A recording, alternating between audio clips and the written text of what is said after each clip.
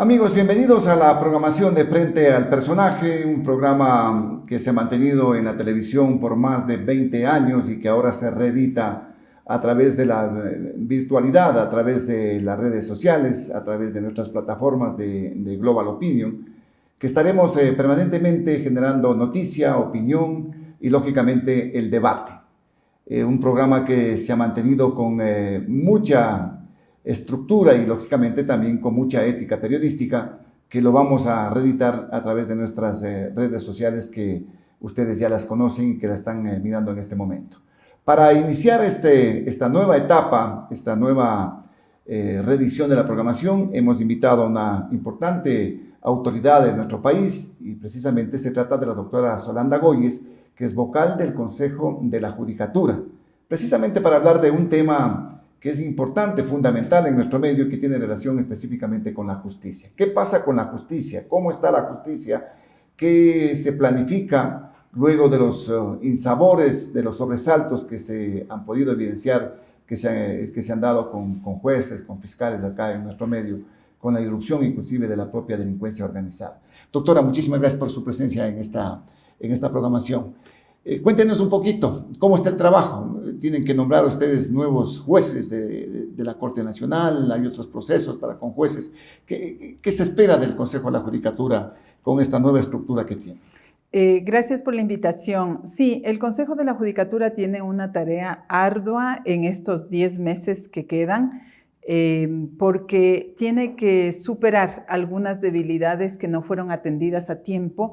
Y estamos hablando en ese sentido de que tenemos que cubrir las vacantes que están libres en la Corte Nacional de Justicia a efectos de que se integre de manera completa. Hay que elegir 10 jueces y también con jueces y con juezas de la Corte Nacional. Por lo tanto, este proceso ya está en marcha.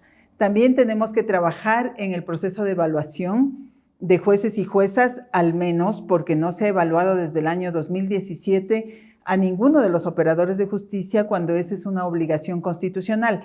Sí se evaluó a jueces de Corte Nacional. ¿De primera instancia en este caso? ¿Van a comenzar por aquí? Aparte de los jueces de Corte Nacional, hay que evaluar a todos los funcionarios. Estamos hablando de jueces y juezas, de fiscales, de defensores públicos, de personal de apoyo de estas autoridades judiciales, como son los secretarios, los ayudantes judiciales, los equipos técnicos, el personal administrativo. Está todo por evaluar y obviamente no vamos a poder hacerlo en este tiempo, esa evaluación, por lo tanto habrá que hacer una priorización y creo que nos vamos a enfocar en los jueces y juezas.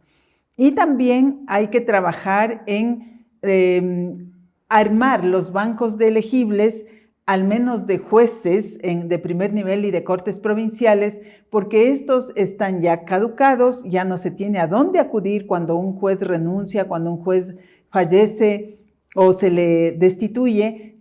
Obligatoriamente se le debería convocar a otro juez para que ocupe ese cargo y pueda dar la atención debida a la ciudadanía, pero por falta de haber configurado estos bancos de elegibles que se los hace a través de concursos públicos abiertos, pues no tenemos ahora, por lo tanto vamos a también tener que correr en esas designaciones. Entonces, vea usted que la agenda del Consejo de la Judicatura… El tiempo es demasiado corto. El tiempo es muy corto. ¿Menos de un año, doctora? Es menos de un año, son 10 meses hasta cumplir con el periodo que este Consejo de la Judicatura tiene que concluir, es hasta enero del 2025, por lo tanto estamos en un trabajo contra el tiempo. Es arduo, es difícil, pero es un reto que lo tenemos que asumir porque el país demanda el tomar decisiones que permitan resolver las cosas, claro, no postergarlas, pero, ¿no? Han habido problemas en la judicatura anteriormente, ¿no? En la anterior estructura que tenía con vocales que han salido por diferentes circunstancias. Había un concurso que estuvo casi listo y que se dio de baja. ¿Existe la voluntad política como para avanzar en estos concursos, doctora? Tomando en cuenta lo que está pasando en este momento en el país. Existe la voluntad política, al menos de mi parte. Yo me he comprometido con el país a impulsar toda la agenda que esté posible desarrollarla en este tiempo porque es necesario. El país no puede seguir con una justicia en deuda. Una golondrina no hace verano. Sí, Digamos, pero en este así caso. es, una golondrina no hace verano, pero también vea que han salido algunas cosas que han sido impulsadas y los otros vocales han acogido y hemos logrado empujar, por ejemplo, las reformas al reglamento para la selección de Corte Nacional de Justicia, el que se inicien los procesos disciplinarios en contra de quienes están inmiscuidos en casos purga y caso metástasis. Consecuencia de eso se hizo las suspensiones y se han iniciado ya las investigaciones para resolver la situación de estos operadores de justicia. Sumarios administrativos. Sumarios administrativos, disciplinarios. Ya no están ganando sueldo, digamos, estos jueces involucrados en estos casos. No, fueron suspendidos y con eso se cancela el pago de sueldos, ya no están ganando salario. Adicionalmente, se inician los procesos disciplinarios y dependiendo de cómo se pueda mirar la conducta que han tenido en su posición de jueces, juezas, hay secretarios también y fiscales, según esa conducta se tiene que valorar y claro, las faltas por las cuales se les está siguiendo los procesos es por faltas gravísimas. De llegar a comprobar que esas conductas, alguna de ellas es, por ejemplo, el haber gestionado causas a cambio de favores y eso tiene como consecuencia, repito, si se comprueba en el proceso, tiene como consecuencia la destitución. Claro, eso seguramente va a avanzar. ¿Qué tiempo tomará esto? Nosotros aspiramos que eso se resuelva máximo en 90 días desde que se hicieron las suspensiones, que fueron hace 8 o 10 días, ya, ¿no? Este es un consenso, digamos, es que es evidente lo que está pasando en el tema de la justicia. Sí, nosotros estamos trabajando, como yo digo, algunos temas, he sido yo quien los pone en la agenda, quienes los impulsa, pero definitivamente las resoluciones las hemos tomado en acuerdo con todos, Ya, ¿no? ¿qué es lo que se necesita para depurar lo que tanto se está esperando, doctora? ¿Es factible en el tiempo que van a estar ustedes, el que se inicie este proceso? He dicho evaluaciones, todo eso, pero ¿eso es suficiente como para depurar algo que es evidente que se ha hecho trascendente respecto a la penetración del crimen organizado, del narcotráfico, Mire, yo de la justicia? Lo que creo es que es importante que en cada una de las actuaciones que haga el Consejo de la Judicatura incluya el tema de la probidad, porque antes este ha sido un parámetro no considerado o visto más bien desde una perspectiva muy formal. Pero si trabajamos profundamente en el tema de la probidad, yo creo que le podemos devolver al país una función judicial que responda a las necesidades que se exigen, ¿no? O sea, que no se vean casos en los cuales haya jueces fiscales inmersos en procesos en donde se dice que decidieron sobre fallos sobre la base de acuerdos que hubieron previamente. Eso es indebido, por lo tanto, si nosotros incluimos este parámetro de paridad como uno de los elementos más profundos, tanto para la evaluación, pero también para los concursos, tenga la plena seguridad que pues el esfuerzo seguramente nos va a dar un resultado de buscar a mejores profesionales para que estén ocupando la función judicial. ¿Medidas de confianza qué significarían cuáles?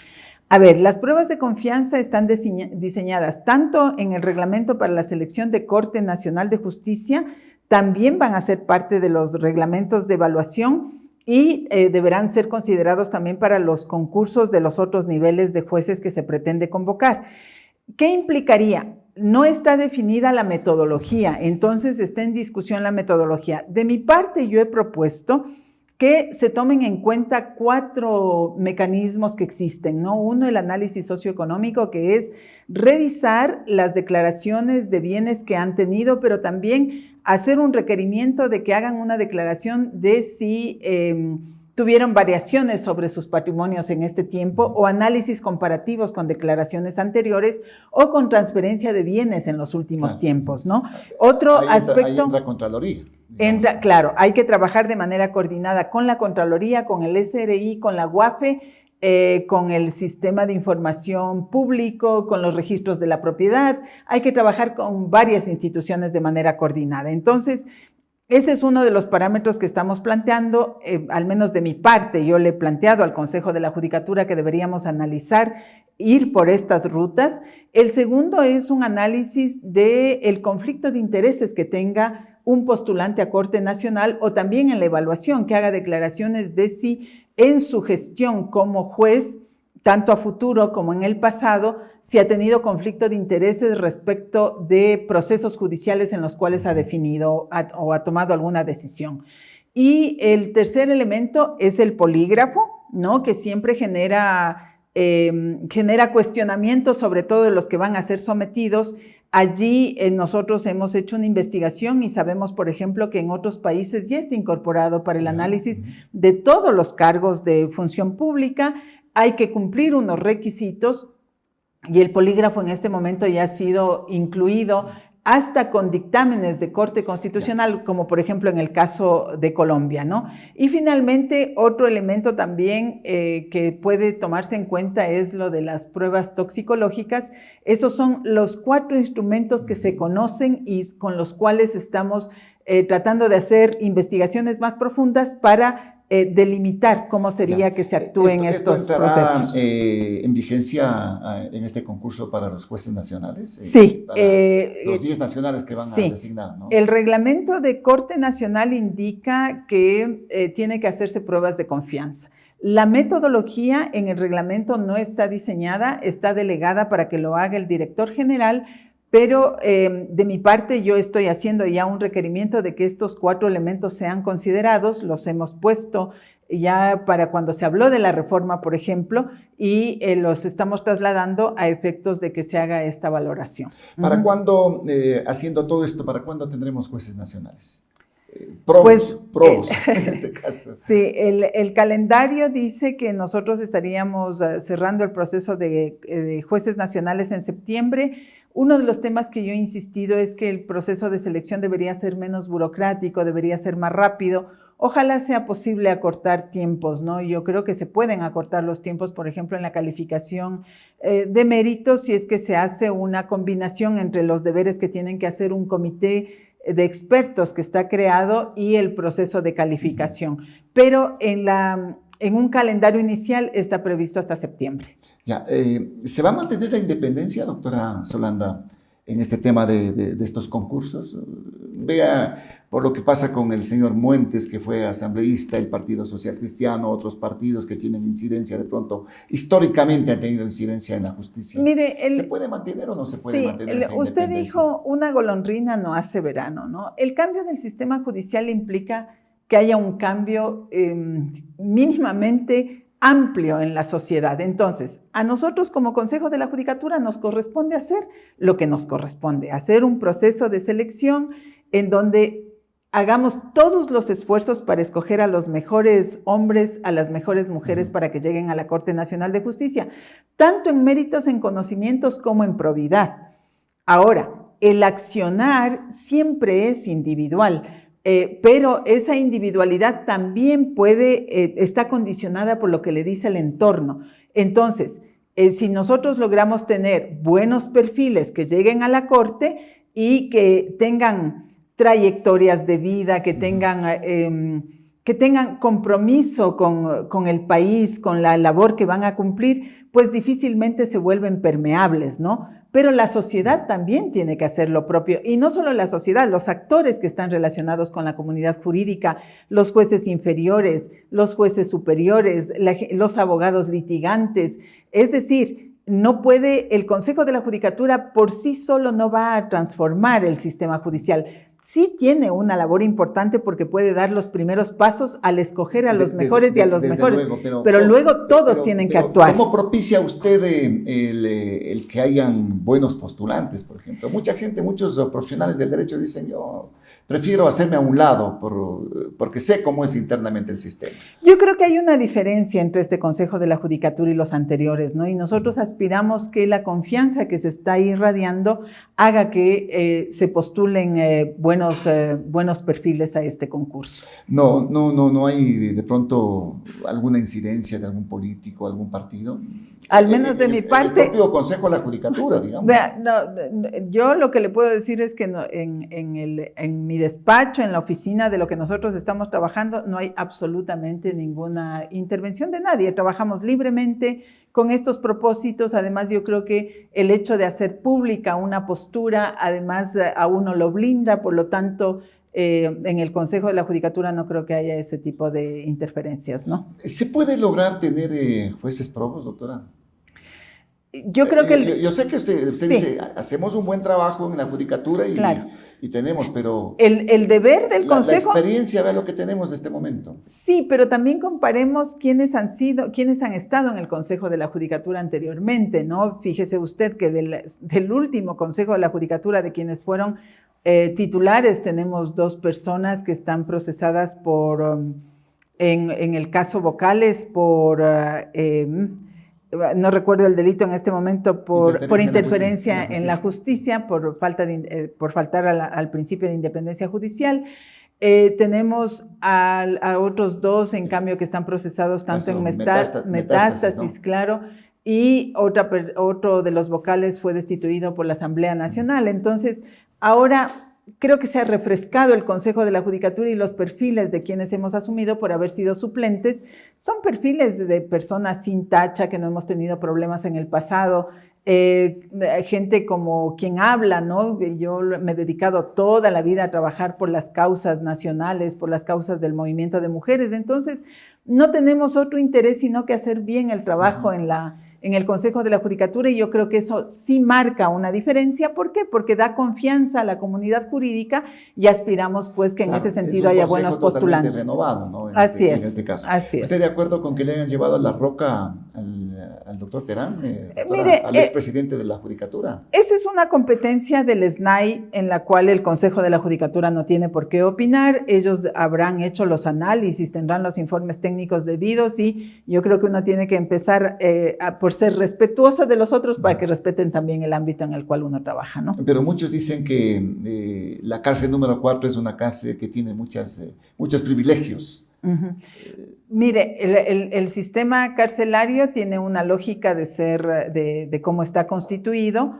Ellos tienen reglas que tienen que cumplir. De hecho, una de las críticas que han habido últimamente es que el sistema carcelario no sigue ciertas rutas porque hubieron cambios en el pasado, y yo creo que lo que tienen que hacer, lo que le corresponde al servicio que está a cargo de la rehabilitación social es estructurar como considere que es lo correcto técnicamente para resolver el problema de la crisis carcelaria, y pues allí tendrán que tomar las decisiones que correspondan, ¿no? Pero va concatenado también con el tema de decisiones de jueces, ¿no? Nada tiene que ver el sistema de rehabilitación social con la selección de jueces, ¿no? Esa es una tarea totalmente diferente. Las decisiones de los jueces estoy señalando. ¿Dónde los ubican? Sí. Las condenas. Mire, el servicio de rehabilitación social en varias ocasiones, cuando se ha acercado al Consejo de la Judicatura, sí ha puesto en cuestión el hecho de que los jueces son los que deciden, ¿no?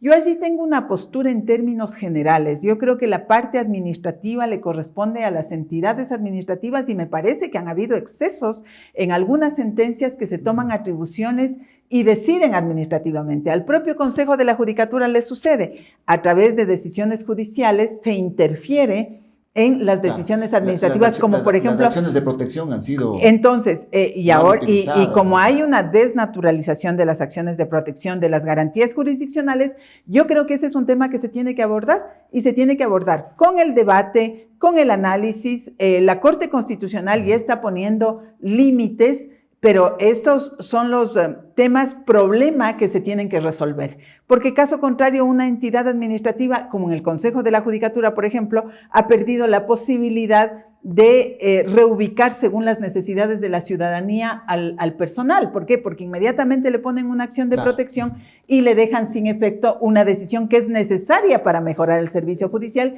y que tiene que ver con la competencia del Consejo de la Judicatura, en donde prevalece un interés personal sobre el general. Exactamente. Esos son los temas que tenemos que debatir para resolverlo. Así como lo de Mayra Salazar, por ejemplo, que le dieron nombramiento. Claro, vea, así es. Con los requisitos y todo esto, ¿no? En la administración anterior se dieron nombramientos provisionales a personas que habían ingresado recientemente sin tomar en cuenta a personas que habían estado ya muchos años laborando en el Consejo. Entonces, todas esas decisiones esas son de carácter administrativo, pero que también a simple vista muestran que no se ha actuado de manera correcta, ¿no? Entonces, todo eso tiene que corregir el Consejo de la Judicatura y tiene muy poco tiempo. Muy poco tiempo. ¿Cuál es la relación que se tiene con otras entidades del Consejo de la Judicatura, doctora? Fiscalía, por ejemplo. Bueno, mire... Necesitan más fiscales, de lo que dice la doctora Salazar. Busca ser más independiente en este sentido, la Fiscalía. A ver, sobre el tema de creación de más espacios para contrataciones, pues eso es un tema que además pasa por determinantemente por el asunto presupuestario, ¿no? Y mientras no exista esa apertura o esa garantía de que van a haber los recursos, difícilmente se pueden abrir más plazas. Pero ¿qué es lo que tiene que sí hacer el Consejo de la Judicatura? Hacer, por ejemplo, el concurso de fiscales para tener en el banco de elegibles a nuevos fiscales para que cuando alguien renuncie y que tenga esa partida financiamiento pueda ser sustituido por nuevos fiscales.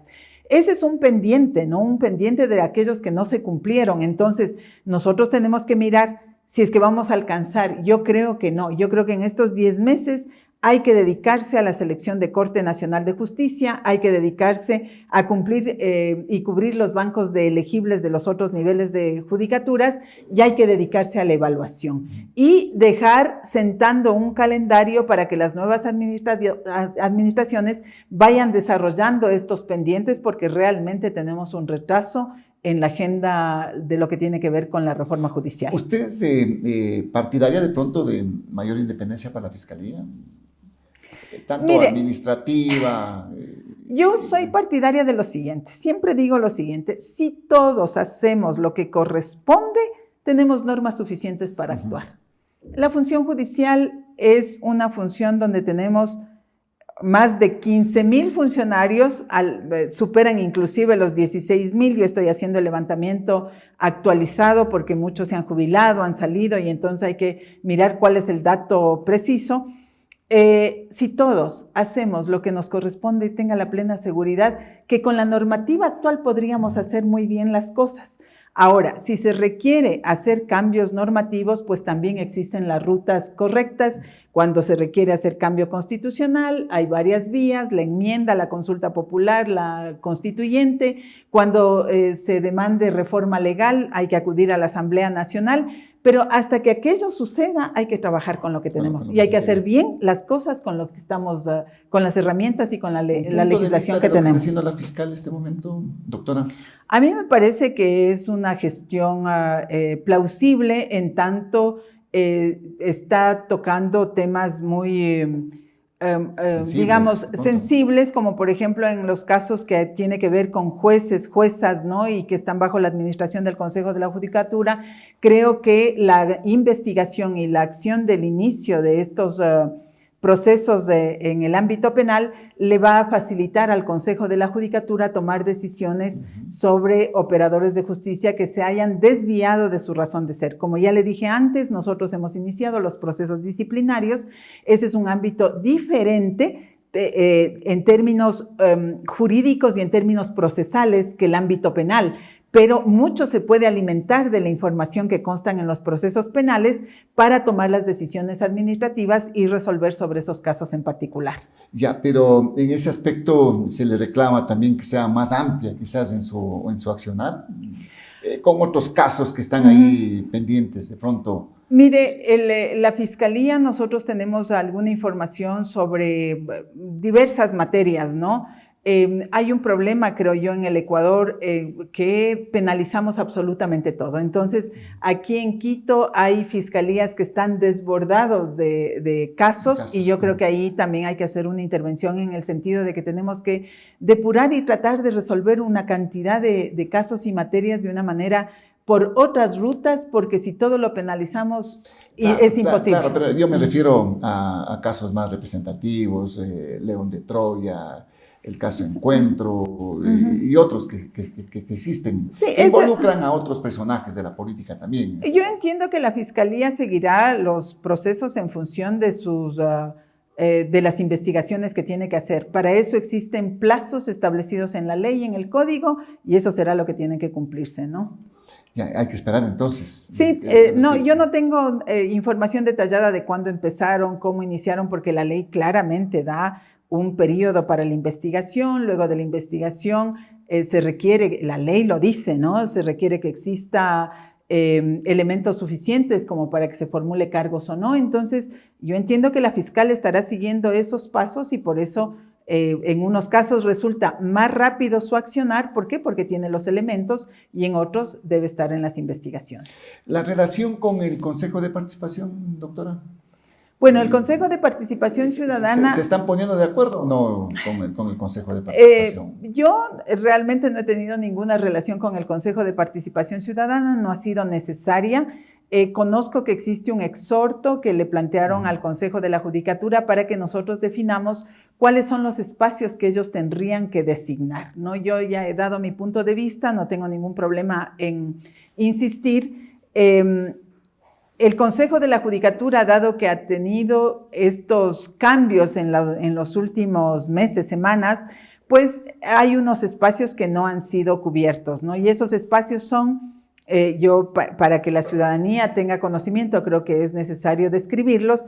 Y el Consejo de la Judicatura se conforma por delegados de 5 fuentes que se presentan en ternas. Entonces, en la terna que proviene de la Asamblea Nacional no tenemos ni titular ni suplente, claro. Ese es el que debería llenarse. Le corresponde a la Asamblea. Sí, en la Fiscalía General del Estado, la doctora Yolanda Yupangui era suplente, asumió la titularidad, por lo tanto está vacante la suplencia. En el caso de la Defensoría Pública también se nombró como suplente al doctor Mer Benavides, él asumió la titularidad, que está vacante la suplencia. En el caso de el Ejecutivo es quien les habla, que también asumí la titularidad, por lo tanto lo que se tendría que nombrar es la suplencia. Y en el caso de la Corte Nacional tenemos una configuración específica por sentencia de la Corte Constitucional en donde el actual suplente no puede titularizarse porque proviene de una fuente distinta a la de la Corte. El doctor Román no puede... Claro, él es encargado y por lo tanto allí, si es que el Consejo de Participación Ciudadana y Control Social activa el mecanismo, pues lo que corresponde es presentar una terna. Esa es la configuración, esa es lo que el Consejo de Participación Ciudadana tiene como facultad de hacerlo. ¿En dónde está la pelotita en este caso, en el Consejo? Mire, el Consejo de Participación Ciudadana, no es necesario que le exhorte ni le pida al Consejo de la Judicatura. Información al Consejo de la Judicatura. Mire, y yo creo que el Consejo de la Judicatura no debería tener ningún problema en responder, porque es así como tenemos que empezar a relacionarnos, sin temor alguno, decir, estas son las circunstancias, esto es lo que dice la Constitución, esto es lo que dice la ley. Pero lo que no me parece es que el Consejo de Participación Ciudadana haga una consulta que ellos perfectamente conocen y que pueden activar. Es tan sencillo porque quien tiene la potestad constitucional es el Consejo de Participación Ciudadana y quien tiene la facultad legal es el Consejo de Participación Ciudadana. Pero repito, si es que él está pidiendo información al Consejo de la Judicatura, yo creo que el Consejo tiene que entregarla sin ningún problema. ¿De quién depende esto? ¿De que se entregue? Mire, sé que existe este exhorto y que nos han hecho llegar a todos los vocales. Yo estoy revisando ese particular y si es que me han hecho llegar a mí, pues yo contestaré por mi parte o le pediré al presidente que responda, ¿no? Que respondan, que procedan. Así es. Porque es una información. ¿Que le soliciten a la Corte la terna? No, eso no nos corresponde a nosotros, no, cuidado. Eso le corresponde al Consejo de Participación Ciudadana. Al Consejo de la Judicatura le corresponde informar cómo está configurado actualmente el Consejo y decirle, estos son los espacios vacíos, nada más. Entonces, las responsabilidades del Consejo de Participación. Sí, totalmente, las responsabilidades del Consejo. De pronto, alguna vocal, la doctora Yupangui decía, vea, déjennos trabajar. Claro que sí. ¿Para qué quieren mover más de este asunto? Entonces, el doctor Román tendría que quedarse como encargado hasta el fin de la gestión. Mire, yo lo que digo es que en el Ecuador vamos a poner un punto de partida diferente el día que acatemos la Constitución y la ley. De mi parte, todo el tiempo me regiré por la Constitución y la ley. ¿Qué dice la Constitución? ¿Cómo se configura el Consejo de la Judicatura? ¿Cómo está ahora el Consejo de Participación Ciudadana? ¿Quiere cubrir las vacantes? Que lo haga. No hay impedimento, nadie le prohíbe. Y si no, pero ¿quién tiene que activar eso? Es el Consejo de Participación, no el Consejo de la Judicatura.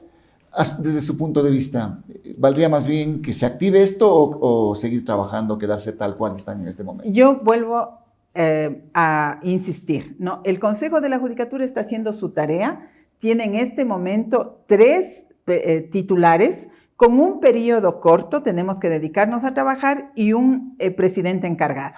Los 4 estamos desarrollando las actividades, tenemos que seguir haciéndolo. Si el Consejo de Participación Ciudadana quiere hacer su labor, pues tiene que hacerla. Y eso no tiene que impedir lo que nosotros estamos trabajando y tenemos que seguir haciéndolo, ¿no? Pero en el supuesto de que se convoque, se nombre un nuevo presidente, esto no interfiere, no hay un retroceso. No debería haber... En el trabajo que están haciendo ustedes. No debería haber razón para aquello, porque lo que corresponde es cumplir la Constitución y la ley. Yo voy a insistir todo el tiempo con aquello, ¿no? O sea, quienes estamos actuando tenemos que seguir la Constitución y la ley. No tenemos por qué inventar una cosa diferente a lo que está escrito en la Constitución y la ley. El Consejo de Participación lo propio. Si en ese camino toman decisiones que reconfiguren el Consejo, pues hay que seguir, y nosotros lo que tenemos es un periodo, la certeza que tenemos es que hay un periodo hasta el 28, 29 de enero del 2025, tenemos unas metas trazadas y eso hay que cumplir, hay que seguir y darle resultados al país, ¿no? Doctora, agradecido por su presencia. A usted también, Osvaldo, muchas gracias. En la programación de Frente al Personaje ha sido la doctora Solanda Goy, es vocal del Consejo Nacional de la Judicatura, hablando muy claro y también amplio de lo que significa en este momento este trabajo a través del Consejo y también lo que se pretende, los objetivos que tienen en este periodo de tiempo, este poquito tiempo, digamos, ¿no? Quizás menos de 10 meses prácticamente que tienen para cumplir con este cometido. Vamos a hacer un paréntesis, ya volvemos.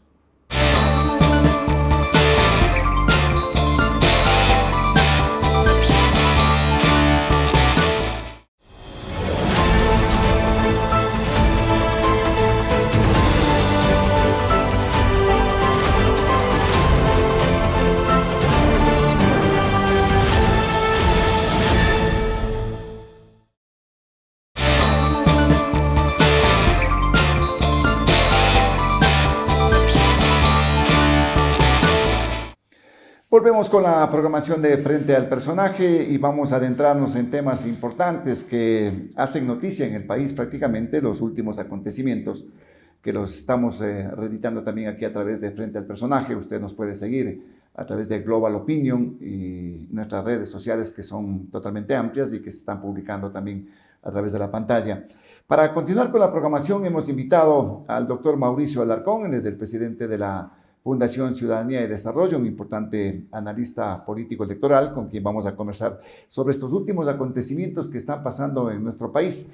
Gracias, Mauricio, por estar acá con nosotros. Gracias, Osvaldo, por la invitación. Felicitaciones por esta nueva casa y, por supuesto, los mayores éxitos. Qué bueno que surja de nuevo el programa que ya nos hacía falta. Gracias, Mauricio.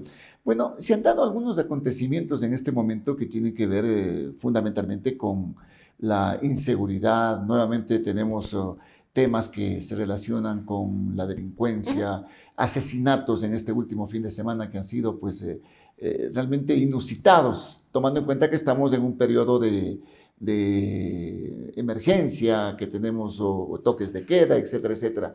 ¿Qué es lo que está pasando en el país? ¿Cómo lo calificas tú? ¿Tiene incidencia con la política? Partamos, creo, Osvaldo, de lo que hemos conversado frecuentemente, el hecho de que la crisis de inseguridad en el país no es un asunto nuevo. Estamos hablando de que este fenómeno que se ha venido arrastrando de manera de bola de nieve durante los últimos años llegó quizá a sus peores momentos, con el asesinato de un candidato presidencial y con la toma de un canal de televisión a inicios de este año. El gobierno de Daniel Noboa hizo lo mismo que los gobiernos anteriores y se atrevió a dar un paso más. Una declaratoria de estado de excepción, sí, pero de la mano de una declaración de conflicto armado interno, una guerra dentro del país contra grupos de delincuencia organizada, los que calificó como terroristas. Claro. Hasta ahí en la forma, bien. Ahora, en la práctica, ¿qué ha ocurrido desde enero hasta abril? ¿Qué ha venido pasando durante estas semanas? ¿Hay un plan en ejecución? ¿Hay acciones concretas bien fundamentadas, con recursos económicos, con estrategia detrás para combatir efectivamente la inseguridad, o estamos simplemente con acciones aisladas. Ya, ¿tú te refieres al Plan Fénix, en este caso? Y que no necesitamos, Osvaldo, que al igual que sucedió con Guillermo Lasso, salga un funcionario blandiendo un documento que nadie puede leer y que nadie puede ver para decir... Dicen que tiene 600 páginas, más o menos. Sino de que lo sintamos. Yo creo que ya, perfecto, no lo publiquen, porque estamos hablando de información confidencial, pero analicemos las acciones para ver si al menos corresponden a una estrategia articulada, lo que hemos visto en los últimos días. Las masacres, los secuestros, los temas críticos de más extorsiones y más acciones de la delincuencia contra la ciudadanía, deja ver que, pues en definitiva, seguimos a merced de la delincuencia. Pero ¿por qué vuelves a tener estas incidencias cuando en enero el combate directamente, la guerra interna y los temas de que necesitamos recursos, y vuelves a aparecer a los 90, casi 100 días? Yo no sé, Osvaldo, porque si aparentemente vuelve a aparecer estuvo controlado, pues aparentemente en las cárceles. Yo creo que en este momento hay que separar las cosas. Y tomo esto último que tú dices. Los centros de rehabilitación social, las cárceles, bajo control de los militares en estado de tranquilidad. No obstante, días atrás tuvimos ya un incidente en la penitenciaría del Litoral, que el gobierno salió a decir que pues estuvo bajo control horas más tarde, pero igual produjo muertes, igual produjo heridos. Entonces no es un hecho aislado. Si ya está con control militar, empiezas a tener problemas en los centros de rehabilitación social, algo está pasando. Hubo una etapa de tensa calma, hubo una etapa de tregua, pero ahora se reactiva. Una calma chicha. Así es. Oye, pero ¿y lo demás qué? Tú dices, algo está pasando en este caso, pero se habla de que ¿hay visos de desestabilización a través de esto? Yo no quiero creer en teorías de la conspiración. Hay gente que en las redes sociales, incluso analistas que se supone son serios, empiezan a especular. Conforme se acerca la consulta, conforme se acerca una cooperación eficaz o una delación. Esas teorías de conspiración que queden en el lugar que corresponde. No en un espacio de análisis serio en el que debamos entender el fenómeno, comprender las acciones y ver si es que efectivamente están dando resultado. El fin de semana corrió todo el tema que tenía que ver con la delación que había anticipado el señor Daniel Salcedo. Todos los medios de comunicación se hicieron eco y dijeron: Daniel Salcedo va a cooperar, va a dar más información. ¿Cuántos medios de comunicación han salido a decir la payasada que fue la delación del señor Salcedo? No, casi nadie. Ninguno. Casi nadie en ese Pero tema. ya utilizaron ese elemento para su teoría de conspiración. Y eso trae un gran perdedor, el ciudadano común, que en este momento no cuenta con información ni datos sobre lo que está pasando en el tema de seguridad, ni está consciente de qué hace el gobierno para garantizarle. Pero no puede ser solamente lo del señor Salcedo, pues en este sentido, que ha marcado esa expectativa y que aquí van a caer los peces gordos y se dan nombres, el señor Salcedo va a decir cosas, y como dijeron de Mayra Salazar, que bueno, Mayra Salazar sabía de todo el mundo, el teléfono de ella tiene información de todo el mundo prácticamente, pero internamente la delincuencia vinculada con la parte política, ¿tú crees que pueda propiciar esto de una desestabilización? Vamos a los temas que no son especulación. La permeación del narcotráfico, el crimen organizado, la delincuencia de alto nivel en la política. De nuevo, fenómeno de los últimos años, de ninguna forma, Osvaldo. De ninguna forma. Esto se viene arrastrando desde hace tiempo. Revisamos en Ciudadanía y Desarrollo nuestros reportes de financiamiento de la política de hace años y nos damos cuenta que ahí ya anticipábamos la voluntad de control de ciertos grupos de delincuencia organizada respecto de movimientos políticos, candidatos, autoridades. ¿Desde hace cuántos años en este caso? Prácticamente son 8 años de aquello. Vamos a cumplir 8 años. Las vísperas de las elecciones presidenciales de 2017. Entonces estarías vinculando a un gobierno, pues. De hace 8 años más o menos. Pero no solo eso, Osvaldo. Los que hace 8 años compraban un candidato diciéndole: ten aquí un poco de dinero para que te financies la campaña y después hablamos, hoy ponen candidatos porque son dueños de los partidos y los movimientos políticos. Hoy ya no se conforman con comprar un juez y con comprar una sentencia. Metástasis y Purga lo están evidenciando. Tienen jueces propios. Han avanzado, han tomado las instituciones. Pero no necesariamente son narcotraficantes. No lo sabemos. Los dueños de los partidos. Mira, mientras la justicia no haga su parte y mientras tengamos políticos que se laven las manos y después desconozcan a quienes hasta le llevaban el pan para tomar café en el desayuno, simplemente estamos en entredicho con todo lo que se menciona. O podemos estar elucubrando en este caso. Yo creo que no hay tanto que lucubrar cuando quien hace este tipo de afirmaciones y quien presenta los vínculos dentro de lo que significa una delincuencia organizada en contra de las instituciones es una de las personas que más credibilidad tiene en este país, que es la fiscal Diana Salazar. Entonces no podemos caer en contradicción que quienes dicen que la palabra de la fiscal es sagrada, que sus procedimientos son impolutos. No, a ver, es que yo no le conocía, es que no formaba parte del proceso o no responde al partido político. La lavada de manos ha sido una tradición en la política nacional. Ya, pero ¿qué tienes que hacer en este sentido? Porque la política está inmiscuida y la narcopolítica es evidente. Mira, la solución, Osvaldo, es bastante sencilla, pero demanda una alta voluntad política que en este país no existe. ¿Qué quieres? ¿Eliminar los partidos? Eliminemos todos los partidos políticos en una consulta popular. No hubiéramos aprovechado la consulta del 21 de abril para que los ecuatorianos reseteen el sistema de partidos. Pero si estamos hablando de que los partidos políticos son necesarios, ¿cómo quieres eliminarlos en este caso? Es que no te vas a quedar sin partidos. Necesitas. No hay democracia sin partidos políticos, pero necesitas que la estructura de partidos y movimientos corresponda a la realidad. Mira, es tan gracioso que seguimos teniendo más de 270 entre partidos y movimientos nacionales y hasta parroquiales. Y si se juntan las firmas de apoyo a todos y cada uno de ellos, Ecuador es un país de 50 millones de habitantes. Así es. Entonces, estamos hablando de una distorsión. Depurar el sistema político en el país es urgente, prioritario, una necesidad. ¿A quién le corresponde? ¿A los mismos políticos depurarse en este caso? A ver, en las condiciones actuales no es posible. ¿A qué me refiero? Ni la Constitución ni el Código de la Democracia prevén una depuración extrema como la que este país en este momento demanda. De nuevo, esa oportunidad se perdió con la consulta del 21 de abril, porque muy bien se hubiera podido poner a manera de consulta una consideración al país entero, a los ecuatorianos, para que con su sí podamos depurar y empezar de nuevo. Entonces, lo del 21 de enero tú no lo valoras bien, digamos, en este caso. Para mí la consulta del 21 de abril, Osvaldo, es una oportunidad perdida. De las 11 preguntas que vamos a recibir, ninguna es de la talla de lo que nos han promocionado en redes sociales. Con tu sí apoyas a las Fuerzas Armadas, que además imágenes generadas con inteligencia artificial salen hasta con la bandera de los Estados Unidos. Una falta de respeto a los ecuatorianos. Dime tú, ¿cuál de las 6 preguntas de consulta nos soluciona el tema de la inseguridad? Ninguna. La única que trae algo... Excepto el apoyo de Fuerzas Armadas a la Policía Nacional. ¿Quién hizo eso? La Asamblea. ¿De quién fue la iniciativa? De Guillermo Lasso en el periodo anterior.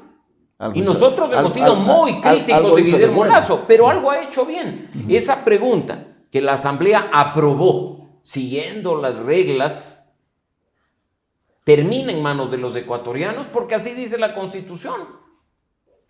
Y ahí hay una salida en el sentido de tener a las Fuerzas Armadas haciendo trabajo complementario en materia de seguridad interna con la Policía Nacional. Hay excepciones, hay detalles que están en el anexo. Pero vamos a las 10 preguntas restantes, las de la iniciativa de Daniel Noboa, las 4 buenas preguntas, las de cambio constitucional, ¿qué tienen que ver con la seguridad? Los jueces de garantías, gran iniciativa, excelente iniciativa, por supuesto que sí. ¿Para qué? Para quizá minimizar o reducir la corrupción en el sistema de justicia. Claro. Perfecto. El tema de los arbitrajes internacionales, prohibición establecida en la Constitución vigente, claro, generando quizá una mejor condición para atraer la inversión extranjera directa. ¿Qué tiene sus observaciones? ¿No? Tiene en este sus caso. observaciones, pero te digo, ¿qué tiene que ver con seguridad? Siguiente, el trabajo por horas, que tan cuestionado y tanta controversia ha causado, ¿tiene que ver con la inseguridad? No. Entonces, tú ves ahí las preguntas que tienen que ver con cambio constitucional y no tienen relación pues con este tema. Y las 6 restantes, que son las de consulta, sí, no. Unas inútiles, otras que no necesitaban de consulta. No, lo podía hacer la Otras Asamblea. que ya han sido aprobadas por la Asamblea. a través de los proyectos de ley de urgencia en materia económica de Daniel Noboa. De nuevo, oportunidad perdida. Tendrá resultados positivos con el cambio constitucional, sin duda, Osvaldo, pero bien hubiera podido toparse temas de fondo de la justicia o temas de depuración del sistema político. Desde luego. Ahora, mira, este tema de la inseguridad, de lo que pasó este último fin de semana, lo que se lucubra, se habla, dicen que esto no termina aquí, que va a seguir la inseguridad en nuestro medio. ¿Tiene el objetivo de bajarse la consulta de pronto? ¿De que no le sea tan fácil al presidente ganar una consulta? Yo creo que en este momento la consulta está ganada. Y hay que ser realistas. ¿Tú le ves que está ganando? Los números le dan un triunfo holgado al gobierno nacional respecto de la consulta. Si bien no será la holgura que tenía en febrero o incluso a inicios de marzo, pero es muy difícil que en este momento, con lo que está sucediendo, pensemos que va a perder la consulta o que va a ganar masivamente el no. Por el contrario, si queremos especular, especulemos cuánto gana el gobierno nacional, enfocando a la consulta en temas de seguridad, a propósito de los incidentes sucedidos en el último día. Pero es la pregunta base pues, de la consulta, ¿no? Te están vendiendo la seguridad prácticamente. Sin duda. El resto va concatenado a lo que mira, significa Osvaldo, la seguridad. te ratifico, es probable que haya intereses políticos detrás de todo lo que está sucediendo en el país. ¿El interés político sería una elección presidencial del presidente Noboa? ¿O de qué naturaleza me estás diciendo? Yo te digo, hay que especular y pensar mal de todo lado. No te olvides que hay quien gana de una situación de crisis, de una situación de conmoción, de una situación de caos. No todos pierden, perdemos los ecuatorianos de a pie, pero en política hay candidatos que están aprovechando el momento para decir, yo sí sé cómo hacer las cosas. El gobierno actual está cometiendo errores, no lo está haciendo bien, y están capitalizando de aquello.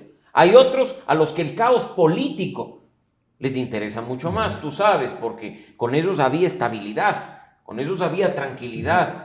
Y por supuesto hay otros que desde el gobierno nacional, con miras a lo que es un mandato definitivo, encontrarán la forma. Tú estás hablando de la revolución. No, y también del Partido Social Cristiano, y claro, también sí. del señor Jan Topic, y también de otros candidatos ¿Qué tiene que que hoy ver, no los vemos, pero que están caminando. ¿Qué tiene que ver Jan Topic en el tema de estabilidad? Bueno, ¿quién es el candidato que está permanentemente en redes sociales, llegando a un público joven, diciendo, Daniel Noboa lo está haciendo mal? Yo sé cómo se tienen que hacer las cosas. Daniel Noboa no está dando lo que nos dijo iba a dar. Yo sé cómo... Mira, la ventaja y la maravilla de espacios como este desde el mundo digital es que con un poco de estrategia puedes llegar al público preciso. Tú y yo probablemente no estamos viendo la publicidad del señor Topic, pero está muy bien microsegmentada y muy bien direccionada a quienes hoy ponen presidente. Entonces tú le ves el principal contradictor de Noboa es Jan Topic. De momento, sin duda, y hasta hace pocos días, Jan Topic vinculado al Partido Social Cristiano. Hoy, a propósito de lo que sucede con las delaciones y con las investigaciones, la distancia y el logo propio y el movimiento propio. Así es. Habrá que ver en qué termina, y de nuevo, no nos olvidemos que hay más precandidatos, que hay otros que también encontrarán la oportunidad de, sin hacer campaña por el no, en una consulta obvia de responder que sí, atacarán y buscarán capitalizar del gobierno. Pero ¿qué le posibilita al presidente Noboa ganar la consulta? ¿Un camino libre de pronto para buscar volver a ser presidente de la República? Debo reconocer que algunos nos equivocamos en algo, Osvaldo, y lo analizábamos contigo en otro espacio. Decíamos, esta es la oportunidad de oro de que Daniel Noboa salga a hacer campaña, de que ya sea candidato, de que la gente lo vuelva a ver. Pero el gobierno no está haciendo campaña por la consulta, la campaña es prácticamente nula. Pero el presidente sale prácticamente a pedir el voto por el sí. Pues, pero prácticamente nada. La señora Tamaín le dijo, sí puede hacer campaña. Pero es que es el actor que promueve, puede hacer campaña sin duda. Pero ¿cuántos días faltan para la consulta? Falta menos de un mes. 20 días falta menos de un mes. Y en ese sentido, Osvaldo, yo creo que nos equivocamos porque pensamos ver un gobierno mucho más activo, pero parece que no, o sea, muy cómodo muy seguro de su posición, que prefiere el feriado salir a remar con todo su cuerpo de seguridad la playa, en lugar de estar diciéndole a la gente por qué tiene que apoyar su iniciativa de consulta, pues. De pronto, porque hay un hastío de la gente, vas a votar por lo obvio. Porque te piden el papelito, la papeleta. No sé cuánta gente Vas a pueda... votar por la popularidad, Oye, la no, credibilidad y la confianza del yo no sé presidente. cuántos ciudadanos van a leer las preguntas No. el resto de contenidos llegas a votar y lo haces por la Mira, popularidad del presidente. incluso es innecesario toparlo en tan poco tiempo en un espacio como este. Necesitaríamos horas enteras, Osvaldo. Pero tú coges la pregunta que te están haciendo en la consulta y el anexo y te das cuenta que la pregunta te dice una parte de todo lo que tú estás aprobando en la letra chiquita. Exactamente, en el Porque, anexo. por ejemplo, te dicen en la pregunta propia de la Asamblea Nacional, ¿está usted de acuerdo con que las Fuerzas Armadas hagan trabajo complementario y seguridad interna con la Policía Nacional? Tú dices, sí, qué maravilla. En el anexo te dice, no, a ver, el comandante general de la policía tiene que venir y pedirle al presidente que convoque a un Consejo de Seguridad Nacional que tiene que hacer un informe motivado, en función del cual el presidente firma un decreto ejecutivo y ese decreto ejecutivo es el que faculta que los militares complementen el trabajo de seguridad interna. Solo por 180 días. Término renovables de forma excepcional por 30 días término más. También puede darse si es que hay un grave caso de conmoción interna dentro de los centros de rehabilitación social bajo ciertas condiciones. La pregunta te deja con una parte, el anexo te cuenta todo lo demás. Si revisas con los otros temas vinculados a los cambios constitucionales, hay mucho más de fondo. Entonces yo te digo, ahí está el tema. Podríamos aprovechar horas enteras en medios de comunicación para contarles a los ecuatorianos qué dice la pregunta, qué nos describen los anexos. Probablemente sí, pero ya sabemos que históricamente en Ecuador la ciudadanía va y vota Tú decides, porque le cae bien o le cae claro, mal exactamente. el que inició el proceso. Y la popularidad del presidente, si bien estuvo sumamente alta, ¿no? La popularidad en este caso bajó, dicen 11 puntos, no sé. ¿Cuánto más bajará en esta semana? Exacto. ¿Qué efecto puede tener en este sentido? Previa a la consulta, tú dices va a ganar la consulta, pero ¿qué efecto puede tener? Va a tener un impacto. El incremento del IVA. Es que, a ver, va a tener un impacto, Osvaldo. Es clarísimo. Si cae la popularidad, la credibilidad y la confianza, crece el hastío de la gente en cuanto a apoyar iniciativas como la consulta. Empezamos ya a pagar un IVA del 15%, aunque nos digan a nosotros, no, esto no va a impactar.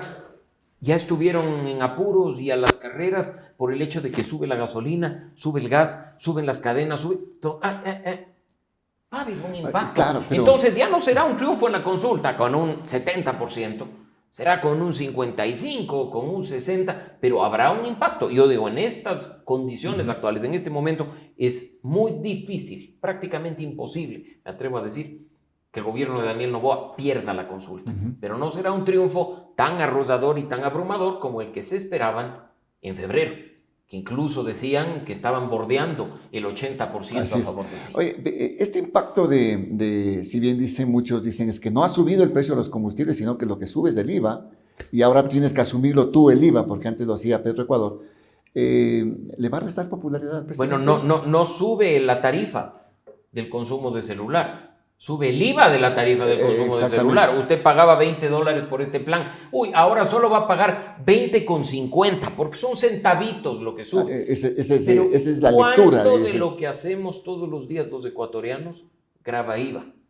¿Y cuánto de lo que permite que productos de primera necesidad que no graban IVA llegue a tus manos, graba IVA efectivamente? Entonces, no es que no va a haber un impacto. Para el común y corriente de la gente, un almuerzo, por ejemplo, te va a costar más, pues. Pero por supuesto, porque claro... Te sube el IVA del gas, pues, y necesariamente habrá un ajuste en este caso. Y no solo eso, te sube el IVA del arriendo, ¿no?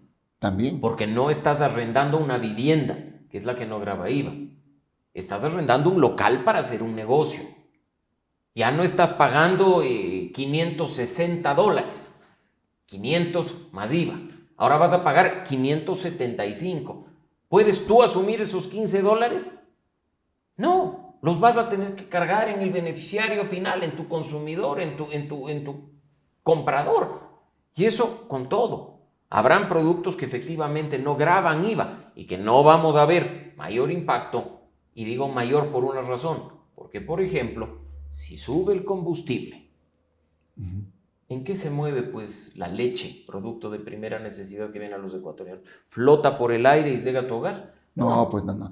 Tiene que movilizarse, hay tiene un que haber encadenamiento, transporte, ¿no?, del sector y esa productivo en este cadena caso. aumenta las cosas, grava más impuestos y va a tener un impacto en la economía de los Entonces, ecuatorianos. Negarlo es estúpido. a futuro, la aceptación del presidente bajará entonces. Indiscutiblemente, indiscutiblemente, y creo que más bien hay que pensar, no en el impacto que eso tenga en la consulta del 21 de abril, pues como ya dijimos, estamos a menos de un mes de que eso efectivamente pase, sino más bien en el impacto que la crisis de inseguridad, que la no renovación del estado de excepción, que las acciones que aún faltan por verse durante 2024 tenga en la candidatura de febrero del 25.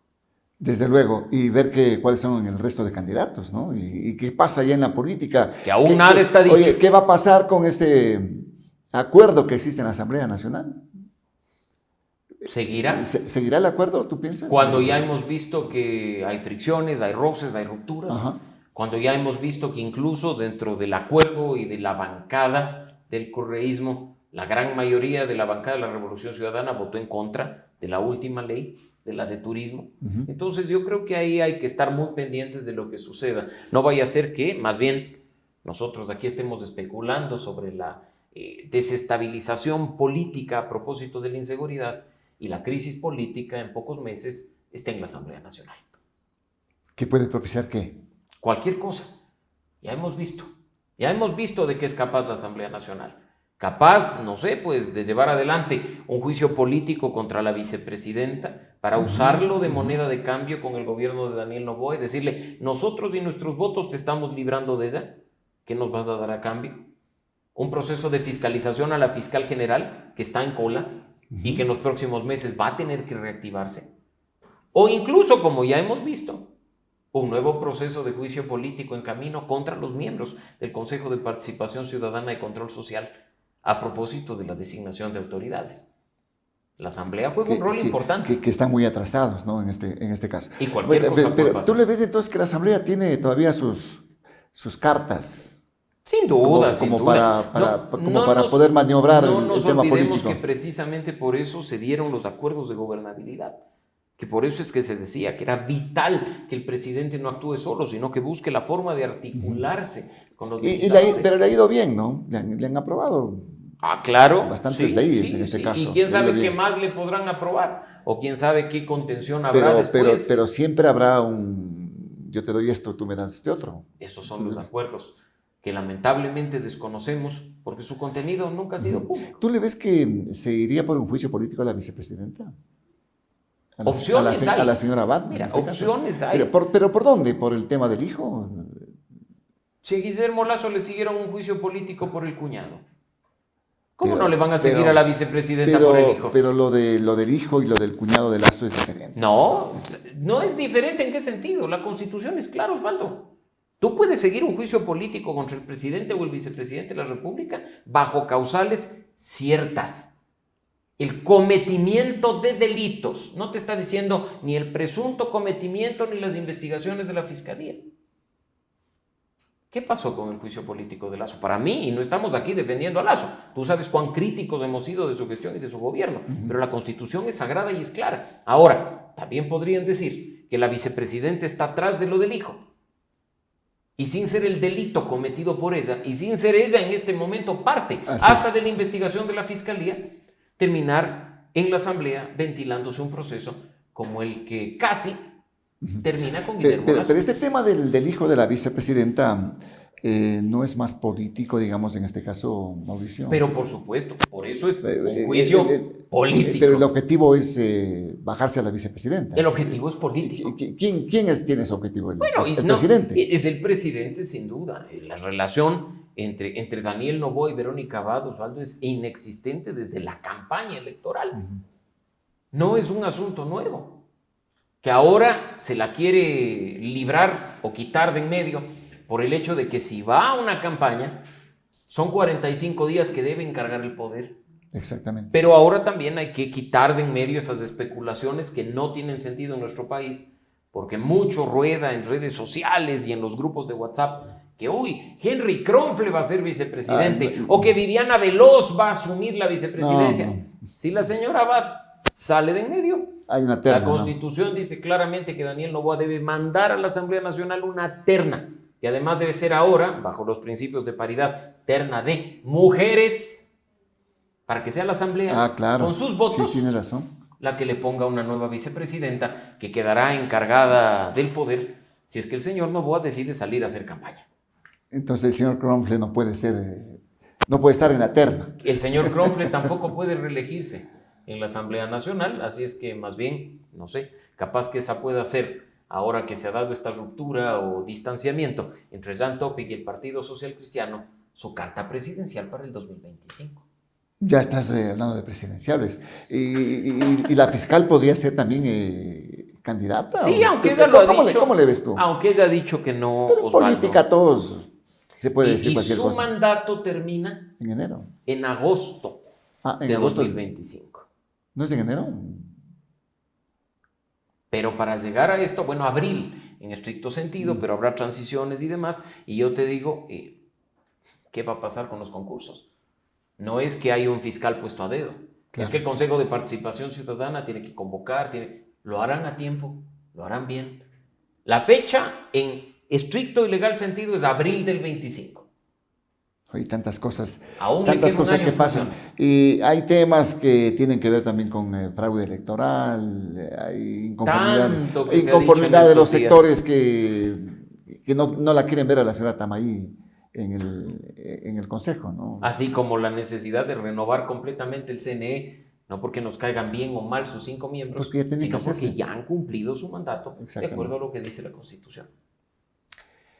O sea, tenemos carencias acá en el país, pero siempre pasamos divertidos, mi querido Mauricio. Es imposible aburrirse en un país como Ecuador, lamentablemente a costa de la destrucción de la democracia y de la institucionalidad. Agradecido, Mauricio, por tu presencia. Muy Siempre amable. un gusto, Osvaldo, y nuevamente éxitos en esta nueva casa. Y espero que no sea la última vez que me invites. No, permanentemente. Gracias al doctor Mauricio Alarcón, presidente de la Fundación Ciudadanía y Desarrollo, importante analista político electoral, que ha estado con nosotros aquí en la segunda parte de Frente al Personaje. Síganos en nuestras redes sociales de Global Opinion, ahí está el programa Frente al Personaje. Tendremos nuevas sorpresas, nuevos programas también que estaremos emitiendo a través de esta propuesta digital que es diferente, que la mantenemos con ética, con verticalidad y siempre pues con apego estricto al profesionalismo de la comunicación. Volveremos el día de mañana en una nueva propuesta también, nuevos invitados a la programación de Frente al Personaje.